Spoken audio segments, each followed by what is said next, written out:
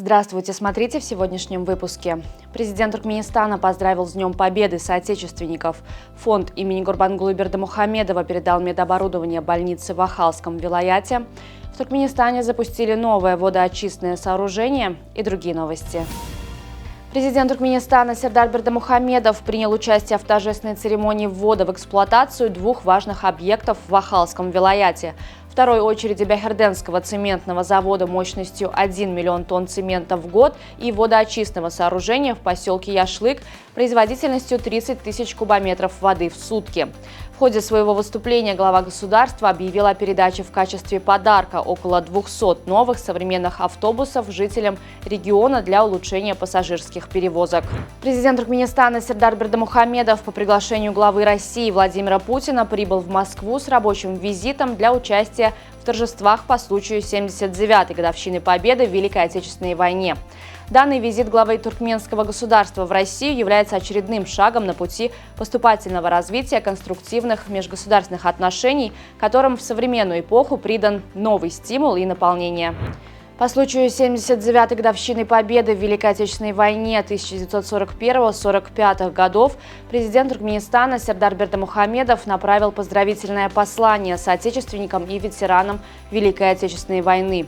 С самого начала той беспощадной войны, затянувшейся на 1418 дней, наши соотечественники добровольно отправились на фронт, где бок о бок с братскими народами сражались на полях жестокой схватки, проявив беспримерную храбрость и мужество. За это они удостоились множества орденов и медалей, отметил глава государства. Президента Туркменистана с праздником Победы поздравил и национальный лидер туркменского народа Гурбангулы Бердымухамедов, сердечно поздравив от имени Халк Маслахаты Туркменистана. Президент Туркменистана Сердар Бердымухамедов подписал постановление, согласно которому Хакимлику Ашхабада разрешено заключить контракт с хозяйственным обществом Берг-Гала-Гурлушик на проектирование, строительство и благоустройство прилегающей территории дошкольного учреждения на 320 мест. Детский сад будет возведен по улице Сенагат в Безминском этрапе Ашхабада. Строительные работы должны начаться в мае этого года, а ввод объекта в эксплуатацию запланирован на сентябрь 2025 года. Благотворительный фонд по оказанию помощи нуждающимся в опеке детям имени Гурбангулы Бердымухамедова передал современное медицинское оборудование Бехерденской и Трабской больницы Ахалского вилаята.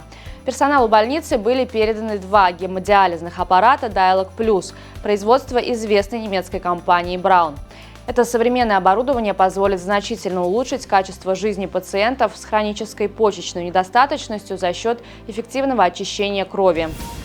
Парламент Азербайджана в третьем чтении проголосовал за законопроект, легализующий создание искусственных островов и территорий в Каспийском море. Этот закон устанавливает правовую базу для строительства как новых островов, так и расширения уже существующих прибрежных зон. Искусственные территории могут быть использованы для увеличения береговой линии, создания новых портов, жилых и туристических зон. Голливудский актер Том Круз порадует своим появлением зрителей церемонии закрытия летних Олимпийских игр 2024 года в Париже. Игры пройдут с 26 июля по 11 августа, а кульминацией станет грандиозное шоу 11 августа на стадионе Стад де Франс, где и появится Том Круз. Актер уже принял участие в съемках эпизода, который будет транслироваться во время церемонии. Футболисты мадридского Реала обыграли Мюнхенскую Баварию в ответном полуфинальном матче Лиги чемпионов. Встреча на стадионе Сантьяго-Бернабеу завершилась со счетом 2-1 в пользу хозяев поля. В составе победителей 2 гола забил Хоселу. У Баварии отличился Альфонсо Дэвис. В финале Реал 1 июня сыграет с Боруссией. Решающий матч Лиги чемпионов пройдет на стадионе Уэмбли в Лондоне. На сегодня это все. Желаю вам хорошего завершения дня. Увидимся завтра. И не забывайте, что Туркменпортал – ваш самый надежный источник новостей.